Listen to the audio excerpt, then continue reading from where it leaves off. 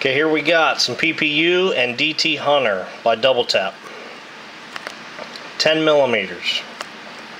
Okay, instead of making this two separate videos, since you're going to be able to see it all at the same time anyway, we're just going to do both ammo tests, one video. So we got the Privy Partisan, or however you say it, PPU,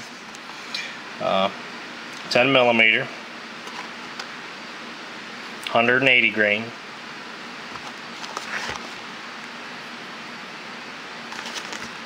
Jacketed hollow point.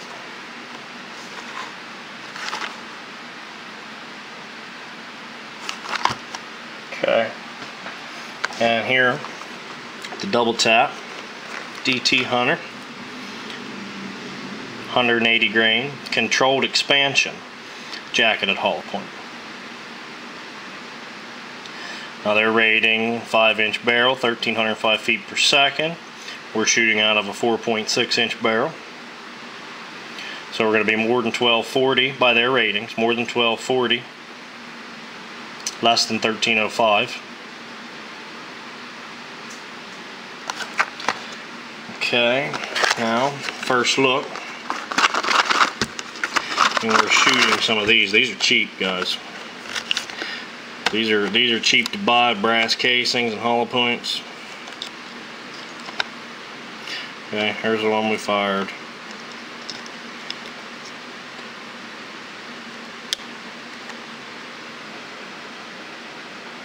Got the gel sitting here, so the light's making everything yellow, shining through the gel, yellow gel. Okay, you see some little notches on there. Your lead core, copper jacket, lead core, brass case.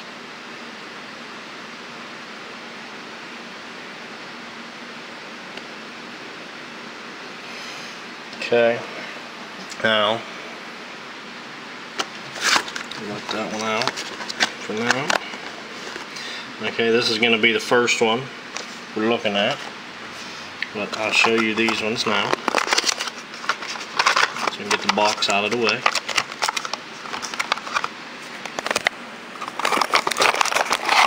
Okay.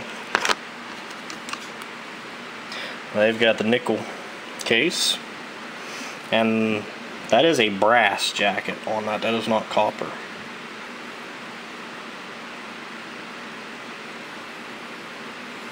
It looks like, to me, looks like a Remington Golden Saber.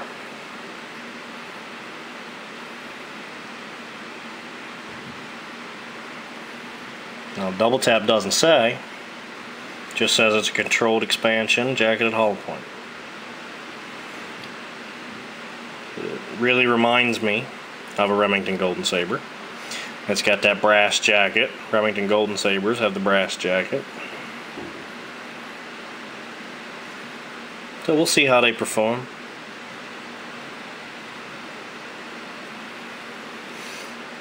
Okay, so we'll let them two out. The casing.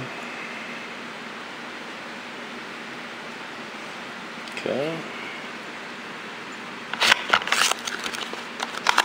I'll get these out of the way.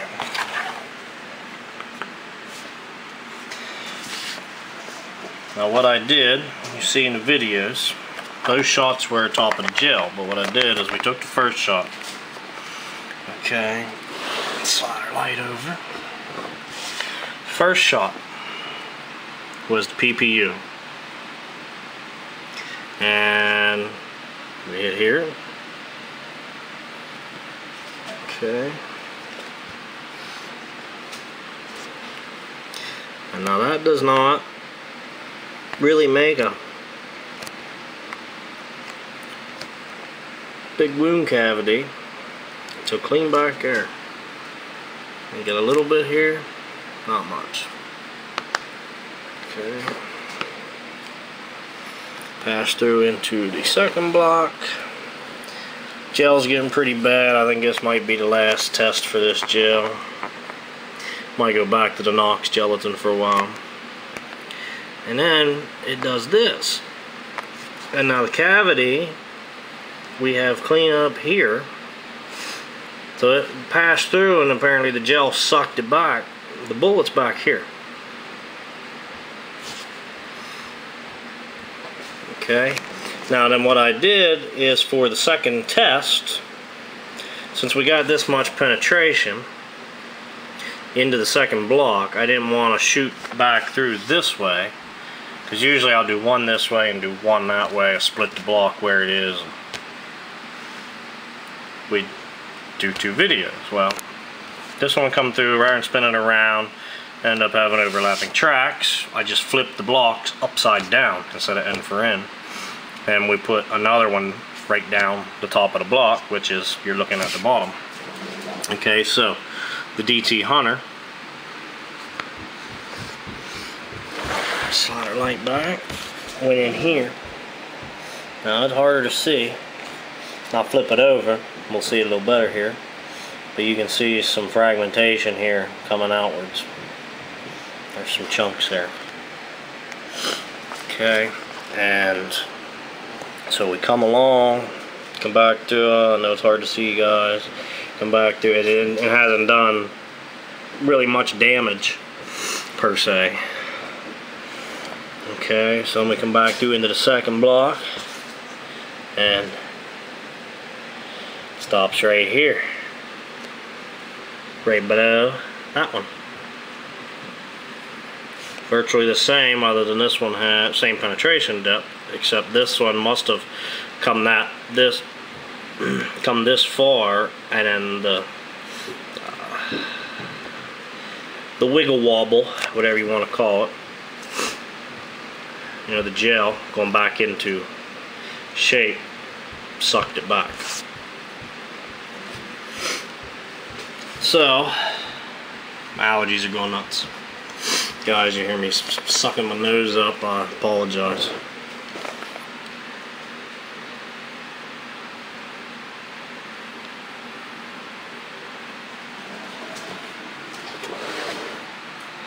So the bottom one didn't do a whole awful lot, really. Not supposed to be that controlled expansion, but nothing really there. Little bit right at the beginning. The top one, I mean, it was delayed, you know, till there, and then kind of slowed down and then starts again. So we get you a measurement on this one and we'll flip it over. See if we can get a better look at the other one. Okay, so I pre-measured this, and this wound cavity comes up to the 25.5 inch mark. Actually closer to 25 3/4. But the bullet is at 23.5. 23 3/8, 23.5.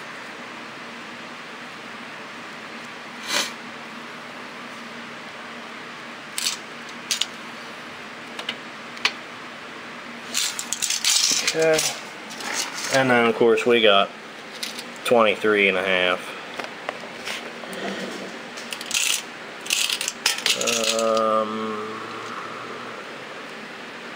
More at 23 1/4, 23 3/8 on this one. Okay, and the cavity itself from the top is looking to be, and this is the far end one, is looking to be about 1 inch and 5/8. Oh, there's 5 inch and 3/8, inch and a half wide. Now back here, I mean, we've got 3/8.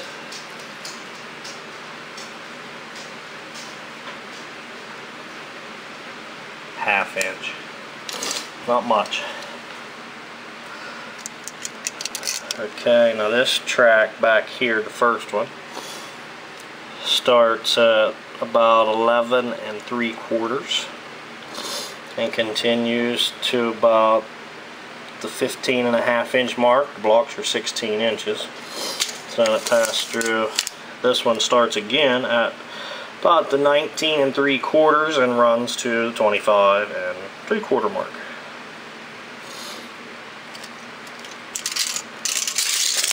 Okay, so this is the view from the top.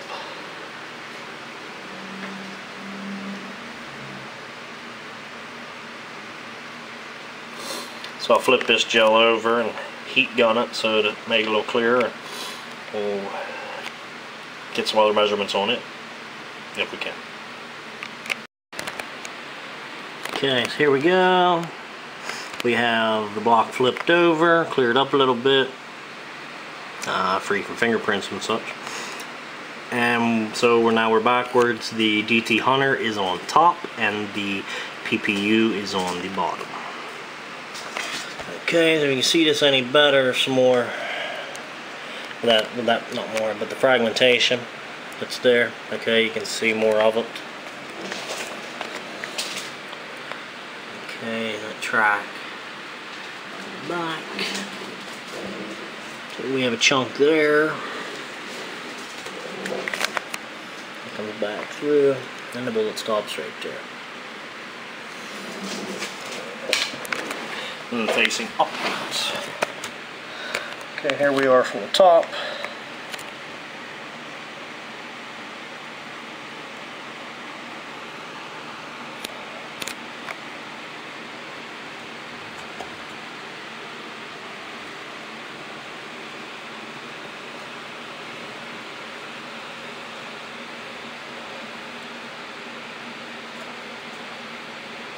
And there it is. So, as far as there, not much, but we go back here. Okay. This section is a little wider than the rest, is roughly 8 inches long. Okay, the majority of it is within the first 6 inches. And the worst of it being within the first 3.5. The fragments where it opened up right here on impact are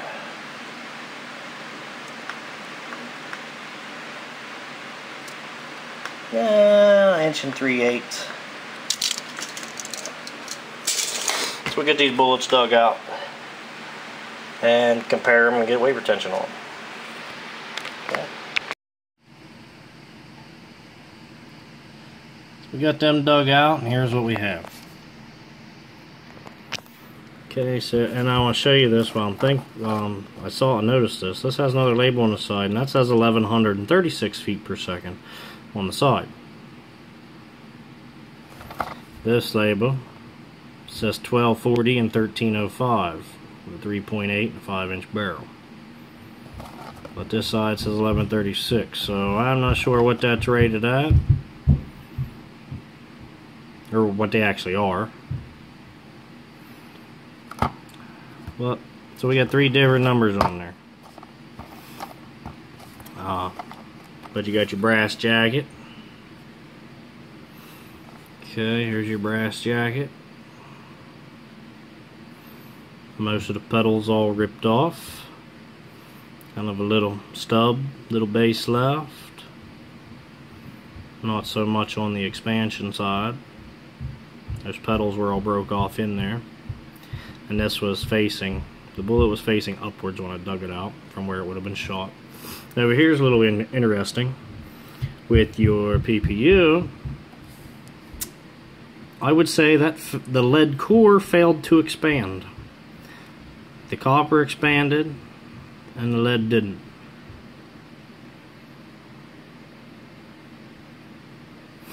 So I would say that's a failure.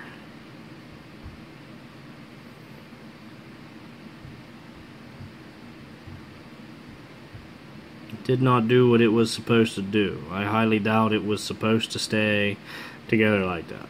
I could be wrong, but I would say that was supposed to completely expand.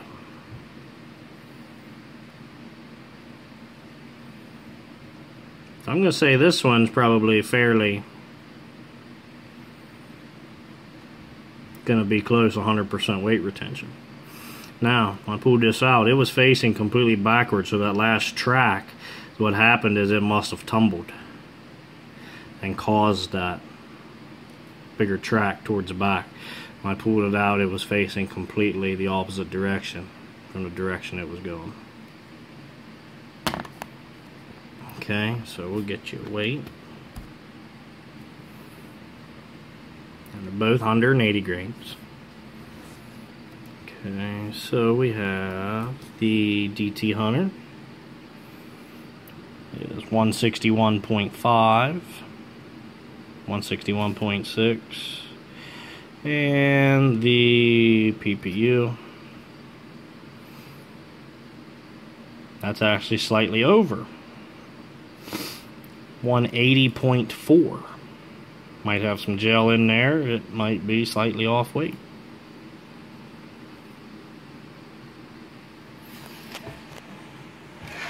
Okay, get my calipers here.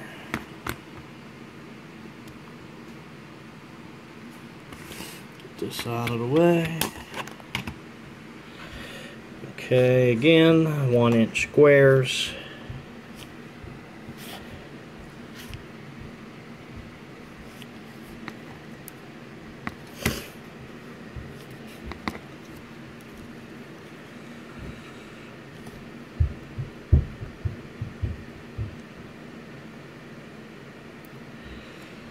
Okay, corner to corner would be a hair wider, but we've got 0.469 like that, and with this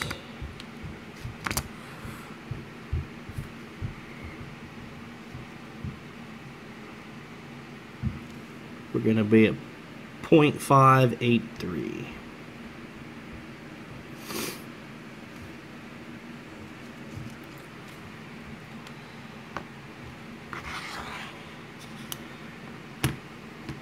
So there you have it, guys. 2 10mm tests. To be honest with you, neither one of them was very impressive to me, other than they did get penetration. And I'm going to say we had failure on this one part.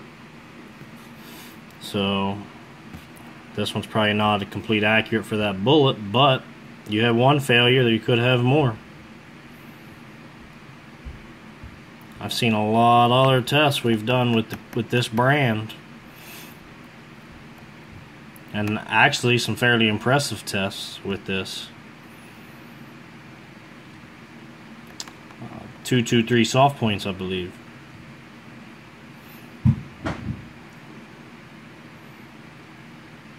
So that's not good right there. And this one looks great. Now, it didn't all stay intact. Could do the mushroom back a little more. They definitely got penetration. But I don't know that I'd want to give up my 45 for the 10mm in comparison in these two tests. And I must say, with the 10mm and compared to the 45, I shot both today back to back, which you may see in another video. The 10mm definitely has less recoil than the 45, and it is a lot quieter than the 45 too. Now, per se, don't get me wrong, neither one of them's quiet, but the 45 is definitely louder than the 10mm, and the 45 has more recoil than 10mm with the ammo that I was shooting. Well, tool ammo for 45 and this PPU for the 10mm is what I shot today.